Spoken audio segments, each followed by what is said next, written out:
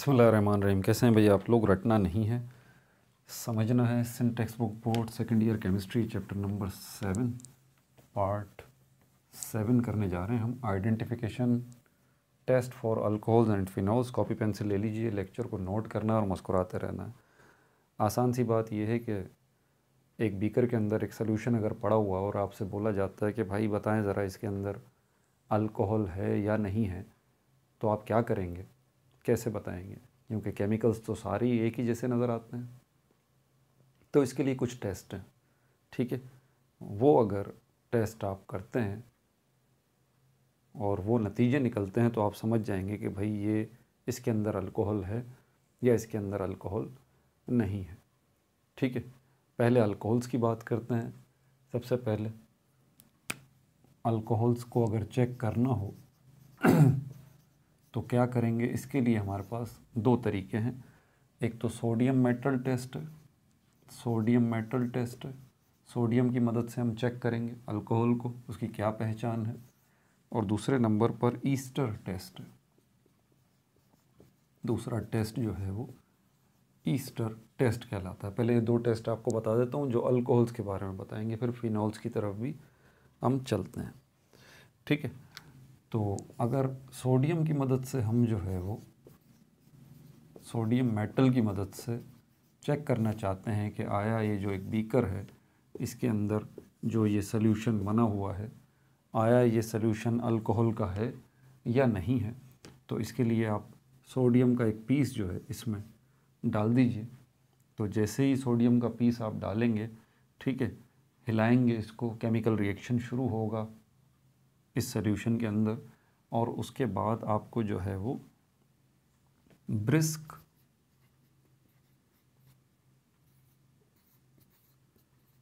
Effervescence, brisk एफरसेंस, एफरसेंस इसका क्या मतलब है? एफरसेंस का मतलब होता है बुलबुले। आपको बुलबुले बनते हुए नज़र आएंगे, बबल्स जो हैं वो बनते हुए नज़र आएंगे इस सॉल्यूशन की सरफेस के ऊपर, ठीक है। ब्रिस्क का मतलब होता है तेज़, बहुत तेज़ी के साथ आपको बबल्स जो हैं वो बनते हुए नज़र आएंगे। जैसे फिज़ी ड्रिंक्स होती हैं हमारे, पेप्सी कोला वगैरह, आप ढक्कन खोलते हैं बबल्स बनते हुए नज़र आ रहे होते हैं, ऐसे नज़र आएंगे जैसे ही आप सोडियम का पीस इसके अंदर डालेंगे और ये सोडियम का केमिकल रिएक्शन शुरू हो जाएगा। तो अगर ऐसा हो तो समझ जाइएगा कि इस सॉल्यूशन के अंदर क्या है?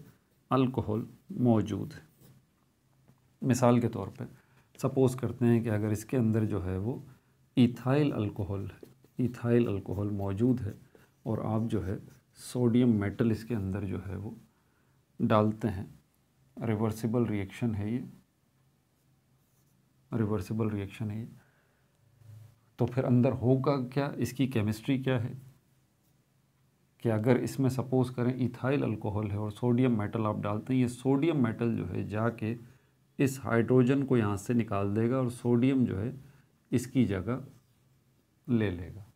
उसके नतीजे में क्या बनेगा? उसके नतीजे में बनेगा C2H5O और N, O और Na ये बनेगा और हाइड्रोजन गैस जो है वो रिलीज़ होगी। क्योंकि 2 मोल हमने यहाँ पर लिए हैं तो एग्जैक्टली यहाँ से जो है वो 2 हाइड्रोजन निकलेंगे और ये दोनों हाइड्रोजन जब निकलेंगे और ये मिलेंगे आपस में तो हाइड्रोजन गैस जो है वो यहाँ से रिलीज़ हो रही होगी, इस सॉल्यूशन में से निकलेगी। वो आपको नज़र तो नहीं आएगी, बहरहाल ये होगा। ये जो चीज़ बनी है, ठीक है, और आपको क्या नज़र आएगा? आपको ये एफरवेसेंस बुलबुले बनते हुए जो है वो नज़र आएंगे। तो आप समझ जाएंगे कि इसमें अल्कोहल जो है वो मौजूद है। अब हुआ क्या है? इसमें जो अल्कोहल था, सपोज़ करें वो इथाइल अल्कोहल था, तो वो सोडियम के साथ उसने रिएक्ट किया और उसके नतीजे में ये चीज़ बन गई। ये जो चीज़ बन गई इसको हम कहते हैं sodium ethoxide, sodium ethoxide, sodium ethoxide. अब ये सोडियम इथोक्साइड जो है वो एक ग्रुप से ताल्लुक़ रखता है। जब मैं ग्रुप कह रहा हूँ तो समझ जाइए कि फिर और भी बहुत सारे होंगे, लेकिन उस ग्रुप का नाम क्या है, ठीक है, उस ग्रुप का नाम क्या है? उस ग्रुप का नाम है सोडियम अल्क ऑक्साइड, सोडियम अल्क ऑक्साइड, ये है उस ग्रुप का नाम। और सोडियम अल्कोऑक्साइड के अंदर जैसे अल्केन एक ग्रुप है, अल्केन में देखें कितने सारे जो है वो आते हैं। अल्केन में मीथेन भी है, इथेन, प्रोपेन, ब्यूटेन, ये सारे के सारे अल्केन फैमिली से ताल्लुक़ रखते हैं, इसीलिए इनको अल्केन कहा जाता है। बिल्कुल इसी तरह सोडियम अल्कोऑक्साइड फैमिली से ये सारे ताल्लुक़ रखते हैं, जिनमें से एक ये है सोडियम इथॉक्साइड। इसी तरह सोडियम मिथॉक्साइड भी है, सोडियम प्रोपोक्साइड भी है, सोडियम ब्यूटोक्साइड भी है, सोडियम पेंटोक्साइड भी है। तो ये सारे के सारे को किस फैमिली से ताल्लुक़ रखते हैं? इस फैमिली से ताल्लुक़ रखते हैं, सोडियम अल्कोक्साइड से। ठीक है, जिसकी दो मिसालें मैंने अभी आपको बता दी। सोडियम इथॉक्साइड ये तो आपके सामने ही मौजूद है, और सोडियम इथॉक्साइड आपके सामने मौजूद है, और सोडियम मिथॉक्साइड भी, वो भी इसी फैमिली से ताल्लुक़ रखता है, सोडियम अल्कोक्साइड से। नोट्स में डाल लें इसको अपने। ठीक है भाई, तो ये सोडियम इथॉक्साइड जो है इस सॉल्यूशन के अंदर बना है, जिसका रिएक्शन ये है, बबल्स वगैरह, एफर्वेसेंस। और क्यों बन रहे हैं ये बबल्स और एफर्वेसेंस, तेज़ तेज़ बुलबुले क्यों बन रहे हैं? ये हाइड्रोजन गैस जो है इसमें से निकल रही है। ठीक है, ये अब एरो जो है आपको यही बता रहा है कि इसमें से हाइड्रोजन गैस निकल रही है, और जब हाइड्रोजन गैस निकल रही है तो उसी की वजह से ये बुलबुले, एफर्वेसेंस जो है वो आपको नज़र आ रहा है। ठीक है भाई, तो ये थी पहचान अल्कोहल की, इसके अंदर अल्कोहल मौजूद है। दूसरा हमारे पास एक और टेस्ट है, वो ईस्टर का टेस्ट कहलाता है। ईस्टर आपको याद होगा, ईस्टर भी जो है वो नॉमनक्लेचर में ही आता है। और नॉमनक्लेचर तो मैं आपको समझा ही चुका हूँ कई दफ़ा कि नॉमनक्लेचर्स की दुनिया को अगर तस्खीर करना है तो सारे नॉमनक्लेचर्स को दो हिस्सों में डिवाइड कर दें आप। एक हमारे विदाउट कार्बोनाइल फैमिली से बिलोंग करने वाले नॉमनक्लेचर हैं, और दूसरे वो हैं हमारे पास जो विद कार्बोनाइल फैमिली ग्रुप से ताल्लुक़ रखते हैं। और विद कार्बोनाइल यानी कि ये कार्बोनाइल ग्रुप कहलाता है। तो विद कार्बोनाइल यानी कि इस कार्बोनाइल ग्रुप से जो ताल्लुक़ रखते हैं नॉमनक्लेचर, उनमें कौन कौन से आ जाते हैं? ईस्टर भी उसके अंदर आ जाता है। ठीक है, उसके अंदर कीटोन भी आ जाता है, अल्डिहाइड भी आ जाता है, कार्बोक्सिलिक एसिड भी आ जाता है। ठीक है, ये सब इसी कार्बोनाइल फैमिली से ही ताल्लुक़ रखते हैं, और इसी कार्बोनाइल फैमिली से ये ईस्टर भी ताल्लुक़ रखता है। ठीक है, तो यहाँ पर हमारे पास ईस्टर बहुत सारी कैटेगरी के हैं। अब सपोज़ करते हैं कि ये एक वही दोबारा पुराना वाला केस फिर दोबारा बता दूं। ये एक सॉल्यूशन है, आपसे बोला जाता है कि भाई बताइए इसमें अल्कोहल है या नहीं है। तो फिर हम यहाँ पर, अगर आपके पास सोडियम मेटल नहीं है, क्योंकि सोडियम बहुत ज़्यादा रिएक्टिव होता है, डेंजरस भी होता है। ठीक है, आपके पास ईस्टर मौजूद है, और ईस्टर आपके पास कौन सा मौजूद है? Acetic acid. एसिटिक एसिड जो है वो मौजूद है। ठीक है, एसिटिक एसिड। अच्छा, तो सॉरी, ये एसिटिक एसिड नहीं, बल्कि आपके पास जो है वो, बल्कि ये बताने के लिए आपको, अच्छा, ईस्टर टेस्ट इसको इसलिए कहा जाता है क्योंकि इस टेस्ट का जो नतीजा निकलेगा उसमें ईस्टर बनेगा। ठीक है, केमिकल रिएक्शन इसका पहले लिख देता हूँ। हमारे पास दोबारा वही इथाइल अल्कोहल है, उसी को ले लेते हैं, C2H5OH। ठीक है, इसको जो है इथाइल अल्कोहल को आप रिएक्ट करवा रहे हैं एसिटिक एसिड से, CH3COOH। ठीक है भाई, इसको हम कहते हैं एसिटिक एसिड। तो आपको अब उसकी ज़रूरत नहीं है, ये भी रिवर्सिबल केमिकल रिएक्शन है। और यहाँ पर आपको एसिड चाहिए H2SO4, और ये कंसनट्रेटेड होना चाहिए, गाढ़ा होना चाहिए, कंसनट्रेटेड होना चाहिए। ठीक है, और आपको हीट देनी पड़ेगी।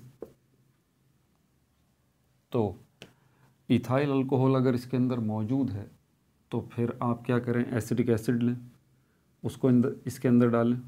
ठीक है, और गाढ़ा सल्फ्यूरिक एसिड H2SO4 वो डालें आप, और उसके बाद नीचे से इसको आप जो है वो हीट दें। तो जैसे जैसे हीट मिलती रहेगी इसको, जैसे जैसे हीट मिलती रहेगी आपको स्मेल आएगी, एक एक स्मेल आएगी। फ्रूट्स खाते हैं, फ्रूट्स की स्मेल जो होती है ना, बड़ी अच्छी फ्रूटी स्मेल जो है वो आपको आएगी। फ्रूटी स्मेल जो है वो आपको आएगी। असल में ये फ्रूटी स्मेल होती किसकी है? ये जो ईस्टर्स होते हैं ना, ईस्टर जितने भी हैं, ईस्टर्स जितने भी हैं, ठीक है, जैसे हमारे पास इथाइल एसीटेट है, मिथाइल एसीटेट है, ठीक है, और बहुत सारी किस्म कैटेगरी के हमारे पास ईस्टर्स जो हैं वो मौजूद हैं। तो उनकी स्मेल जो है वो फ्रूट्स जैसी होती है, ये इनकी पहचान है ईस्टर्स की। तो इसमें से आपको फ्रूट्स की स्मेल जो है वो आना शुरू हो जाएगी। जब फ्रूट्स की स्मेल इस बीकर में से आना शुरू हो जाए आपको, तो समझ जाइएगा कि इसके अंदर ईस्टर जो है वो बनना शुरू हो गया है, जिसकी वजह से फ्रूट की स्मेल आ रही है। और फ्रूट की स्मेल आने पे आप पहचान जाएंगे कि इसके अंदर जो है वो ईस्टर बन चुका है। और ईस्टर जब ही बन सकता है जब इसके अंदर कोई ना कोई अल्कोहल मौजूद है। आपने क्या किया? आपने सिर्फ ये किया कि एसिटिक एसिड को इसमें डाला, सल्फ्यूरिक एसिड कंसनट्रेटेड इसमें डाला, और इसको आप हीट देते रहे। ईस्टर बनेगा, उसकी स्मेल आएगी, आप पहचान जाएंगे कि ईस्टर का बनना इस बात की पहचान है कि एग्जैक्टली इसके अंदर पहले क्या मौजूद था, इसमें अल्कोहल मौजूद था। जैसे कि इक्वेशन में भी नज़र आ रहा है, इथाइल अल्कोहल एसिटिक एसिड के साथ रिएक्ट कर रहा है। अब ईस्टर भी यहाँ पे बना देता हूँ मैं, ठीक है। Easter CH3 COO C2H5 plus H2, और वाटर भी बनेगा इसके अंदर, ये है इथाइल एसीटेट, इथाइल एसीटेट, ये ईस्टर बन गया। और इसी की फ्रूटी स्मेल जो है वो आपको आ रही होगी, ठीक है भाई। तो ईस्टर टेस्ट ये कहलाता है, ईस्टर इसमें बनेगा और इसकी फ्रूटी स्मेल से आप जो है वो पहचान जाएंगे कि एग्जैक्टली यहाँ पर पहले क्या मौजूद था, अल्कोहल मौजूद था। जैसे कि इस एग्जाम्पल में भी इथाइल अल्कोहल से मैंने आपको बता दिया। अब फिनॉल्स की तरफ चलते हैं। फिनॉल्स को अगर आपने आइडेंटिफाई करना हो तो फिनॉल्स को आप कैसे जो है वो आइडेंटिफाई करेंगे?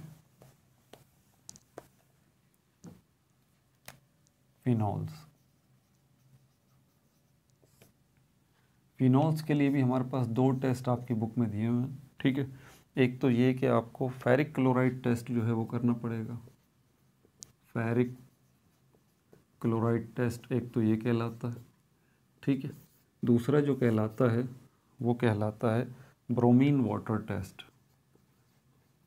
Bromine water test. तो पहले ये फेरिक क्लोराइड वाला जो है वो टेस्ट देख लेते हैं कि इसमें क्या होगा। फेरिक क्लोराइड टेस्ट जो है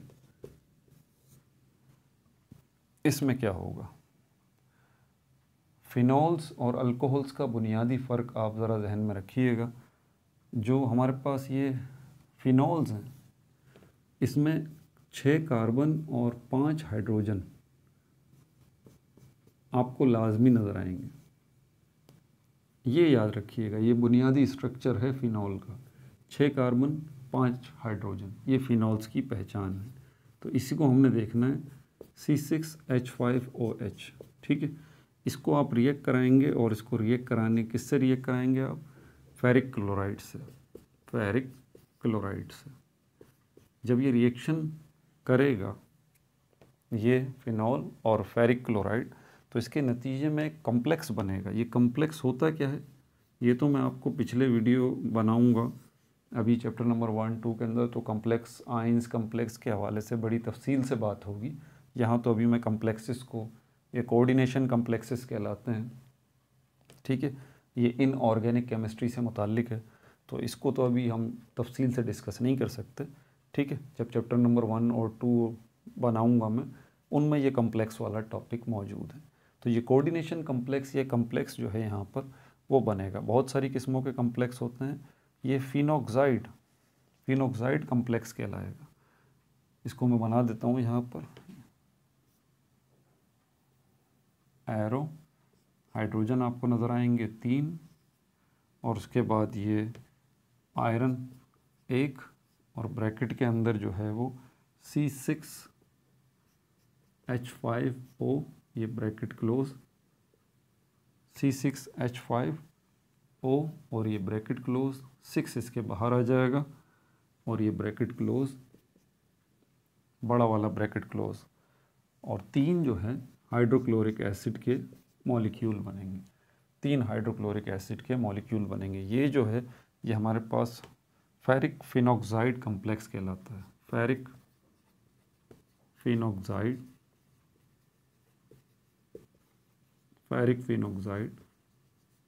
कॉम्प्लेक्स। ये कहाँ बनेगा और ये किस कलर का होता है? ये पर्पल कलर का होता है, पर्पल कलर का होता है। अभी जो बीकर आपको दिया गया है, ठीक है, जिसमें आपको सोल्यूशन नज़र आ रहा है यहाँ पर ये, ठीक है, तो ये सोल्यूशन अभी आपको नहीं पता कि ये सोल्यूशन फिनॉल का है या नहीं है। आपने इसको चेक करने के लिए आपको कहा गया है कि भाई ये बीकर है, ये सोल्यूशन है, बताइए ये सोल्यूशन जो है वो उसमें फिनॉल्स है या नहीं है। अब इसको चेक करने के लिए आपने ये फेरिक क्लोराइड उठाया और फेरिक क्लोराइड को आपने इसमें डाल दिया। अब अगर इसमें फिनॉल होगा तो ये फेरिक क्लोराइड उसके साथ रिएक्ट करेगा, और रिएक्ट करने के वजह से इसमें जो है वो क्या चीज़ बनना शुरू हो जाएगी, इन दोनों के रिएक्शन से, फिनॉल के और इस फेरिक क्लोराइड के रिएक्शन से क्या चीज़ बनना शुरू हो जाएगी, ये चीज़ बनना शुरू हो जाएगी जिसको हम कहते हैं फेरिक फिनॉक्साइड कॉम्प्लेक्स। ये बनना शुरू हो जाएगा। और हमें कैसे पता लगेगा? कलर से। पहले इसका कोई कलर नहीं था, अब जो इसका कलर चेंज होना शुरू हो जाएगा, पर्पल कलर का ये सोल्यूशन जो है वो बनना शुरू हो जाएगा। तो पर्पल कलर का सोल्यूशन जो बनेगा उससे आप पहचान जाएंगे कि हो इसके अंदर क्या मौजूद है। इसके अंदर जो है ये फेरिक फिनॉक्साइड कॉम्प्लेक्स मौजूद है, उसी का जो है वो पर्पल कलर होता है। और हम इतने श्योर क्यों हैं कि फेरिक फिनॉक्साइड कॉम्प्लेक्स इसमें मौजूद है? क्योंकि हमें पता है कि हमने इस सोल्यूशन में क्या डाला है, हमने इसमें फेरिक क्लोराइड जो है वो डाला है। और अगर इसके अंदर फिनॉल मौजूद है तो एग्जैक्टली फेरिक क्लोराइड उस फिनॉल के साथ रिएक्ट करेगा, और रिएक्ट करेगा तो उसके नतीजे में डेफिनेटली फेरिक फिनॉक्साइड कॉम्प्लेक्स जो कि पर्पल कलर का होता है वो बनना चाहिए, और इसका कलर भी चेंज होना चाहिए, इसको पर्पल कलर का हो जाना चाहिए। तो इसका कलर हमने देखा कि जो है वो पर्पल कलर का हो गया है, तो वो फेरिक फिनॉक्साइड कॉम्प्लेक्स की मौजूदगी की पहचान है, ठीक है। और ferric phenoxide complex ferric chloride और फिनॉल के रिएक्शन की वजह से ही बनता है, ठीक है भाई। फिनॉल हमारे पास कौन सा है? फिनॉल हमारे पास ये वाला है, 6 मोल हैं फिनॉल के। और इसमें होगा क्या? इसमें ये होगा कि यहाँ से ये जो हमारे पास OH आपको नज़र आ रहा है, इसमें से H जो है ये अपनी जगह छोड़ देगा। ये 6 जो नज़र आ रहा है आपको, इसका मतलब ऐसे जो है वो 6 मॉलिक्यूल हैं, एक नहीं है। कैसे हैं? ऐसे फिनॉल के कितने मॉलिक्यूल हैं? 6 मॉलिक्यूल हैं, 1 2 3 4 5 6 हैं। और हर एक मॉलिक्यूल के साथ OH अपना लगा हुआ है, OH। तो इन सारे OH 6 के 6 जो मॉलिक्यूल हैं ये वाले फिनॉल वाले, और उन सब में जो ये OH लगा हुआ है, सब में से H निकल जाएगा। 6 हाइड्रोजन यहाँ से निकल जाएंगे, जिसमें से 3 हाइड्रोजन जो हैं वो तो यहाँ इस फेरिक फिनॉक्साइड कॉम्प्लेक्स का हिस्सा बन जाएंगे, 3 हाइड्रोजन। बाकी 3 हाइड्रोजन इस 6 में से कहाँ चले जाएंगे? ये नज़र आ रहे हैं आपको, बाकी 3 हाइड्रोजन। 3 हाइड्रोजन यहाँ आ जाएंगे इस फेरिक फिनॉक्साइड के साथ, और 3 हाइड्रोजन जो है यहाँ आ जाएंगे इस 3 क्लोरीन के एटम के साथ। और ये 3 क्लोरीन कहाँ से आए? ये यहाँ से आए, क्योंकि ये भी तो टूटेगा ना। ये आयरन का जो एक आपको नज़र आ रहा है एटम, ये निकलेगा यहाँ से अकेला, और इसके साथ ये 3 जो है वो क्लोरीन भी निकलेंगे, 1 2 3। यहाँ से 6 हाइड्रोजन जो आ रहे हैं वो इन तीनों के साथ लगेंगे, तो 3 जो है वो मॉलिक्यूल बनेंगे हाइड्रोक्लोरिक एसिड के, और 3 जो है हाइड्रोजन के एटम इसके साथ यहाँ पर आ जाएंगे। अब इसमें देखें, एक ही आपको आयरन का एटम नज़र आ रहा है, क्योंकि यहाँ पर एक ही है, और 3 हाइड्रोजन नज़र आ रहे हैं, वो मैं बता चुका हूँ यहाँ से निकले। और यहाँ से जो निकले हैं ये, तो ये 6 असल में क्या है? ये 6 फिनॉल के मॉलिक्यूल हैं और 6 के 6 फिनॉल के मॉलिक्यूल में से हर फिनॉल के मॉलिक्यूल में जो OH लगा हुआ है उसमें से H निकल गया। इसीलिए अब यहाँ पर आप देख रहे हैं कि यहाँ H नहीं है इसके अंदर, C5H5 है, सॉरी C6H5 है और O है, H नहीं है यहाँ पे, हाइड्रोजन नहीं है यहाँ पे। जो 6 के 6 जो थे, ये 6 वो आ गया जो यहाँ पे लगा हुआ था, ठीक है। तो ये जो 6 के 6 थे उनके साथ जो OH लगे हुए थे 6, उनसे जो 6 हाइड्रोजन थे वो निकल गए। यहाँ पर इस चीज़ को दिखाया गया है, ठीक है। जो दोबारा जिनमें से 3 तो इसके साथ ही जुड़ गए और 3 क्लोरीन के साथ जाके लग गए, बाकी एक ही अकेला आयरन, ठीक है भाई। केमिकल रिएक्शन की भी मैंने तफसील बता दी आपको, और जो है मैंने ये भी बता दिया कि ये सोल्यूशन जो है वो पर्पल कलर का हो जाएगा, और यही इस बात की पहचान है कि इसमें क्या मौजूद है, फिनॉल मौजूद है। फिनॉल को एक और तरीके से आप टेस्ट कर सकते हैं, और उसके लिए आपको क्या चाहिए, ब्रोमीन वाटर चाहिए। ये ब्रोमीन वाटर जो है ये किस कलर का होता है, ये ब्राउन कलर का होता है। अगर इसमें ये ब्रोमीन पानी लें आप, पानी के अंदर जो है आप ब्रोमीन को ऐड कर दें तो इसका कलर कैसा हो जाएगा, ब्राउन रंग का हो जाएगा, ठीक है। अब किसी दूसरे बीकर के अंदर फिनॉल मौजूद है। फिनॉल इस सॉल्यूशन में, ये सॉल्यूशन में फिनॉल मौजूद है, लेकिन इसका कोई कलर नहीं है, नो कलर, इसका कोई कलर नहीं है। अब ये ब्रोमीन वाटर जब आप इसमें डालेंगे, क्योंकि ये जो फिनॉल है या जो भी सॉल्यूशन है, अभी हमें नहीं पता, जो भी सॉल्यूशन है ये, ठीक है, अभी इसको फिनॉल नहीं कहते, जो भी सॉल्यूशन है, ज़्यादातर सॉल्यूशन कलरलेस होते हैं, पानी जैसे होते हैं। तो ये पानी जैसा जो सॉल्यूशन है, इसके अंदर ये ब्राउन कलर का जब ब्रोमीन वाटर आप डालेंगे तो इसका कलर भी जो है वो कैसा हो जाना चाहिए, ब्राउन हो जाना चाहिए, ब्राउन हो जाना चाहिए। लेकिन आप ये बात देख के हैरान रह जाएंगे कि जैसे जैसे ये ब्राउन कलर का ब्रोमीन वाटर आप इसमें डाल रहे हैं, ब्रोमीन वाटर ब्राउन कलर का कैसा होता जा रहा है, कलरलेस होता जा रहा है, कलरलेस होता जा रहा है। आप ये ब्रोमीन वाटर ब्राउन कलर का डाले जा रहे हैं, इस सॉल्यूशन में डाले जा रहे हैं, लेकिन ये क्या हो रहा है, इसका ब्राउन कलर डिसअपीयर होता जा रहा है, कलरलेस होता जा रहा है, कलरलेस होता जा रहा है। काफ़ी सारा आपने इसमें ये ब्रोमीन वाटर इसके अंदर डाल दिया, और इसमें डालते ही इसका ब्राउन कलर डिसअपीयर होना शुरू हो गया। और यही इस बात की पहचान है कि हो ना हो इस सॉल्यूशन के अंदर एग्जैक्टली क्या मौजूद है, इसके अंदर फिनॉल मौजूद है, इसके अंदर फिनॉल मौजूद है, फिनॉल मौजूद है। क्योंकि फ़िनॉल अगर इसमें मौजूद है तो फ़िनॉल ही सिर्फ ये काम कर सकता है कि इस ब्रोमीन वाटर का जो ब्राउन कलर है उसको डी कलर कर दे, डी कलराइज कर दे। इसकी केमिकल इक्वेशन भी आप देख लीजिए, ये फ़िनॉल आ गया,